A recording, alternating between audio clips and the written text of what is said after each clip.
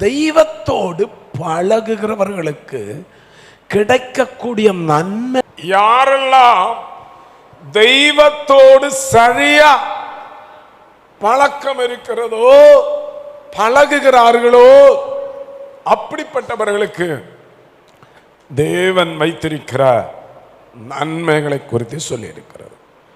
தெய்வத்தோடு பழகிறவர்களுக்கு பொருளாதார ஆசீர்வாதம் உண்டு.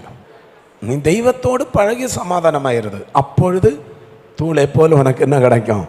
பொன்னு. ஆற்று கற்களை போல் என்ன கிடைக்கும்? ஒப்பீரின் தங்கம். இதை நீ சேர்த்து வைப்பா. நீ அழித்து போடுவா என்று சொல்லல. என்ன செய்வா? நீ சேவ் பண்ணுவா. நீ சேஃபா வைப்பா. நீ என்ன செய்வா? சேர்த்து வைப்பா.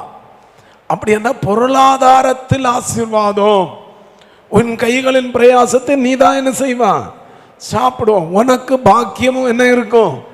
நன்மையும் இருக்கும். இது யாருக்கு தேவன் கொடுக்கிறா? தெய்வத்தோடு பழக்கம் உள்ளவர்களுக்கு.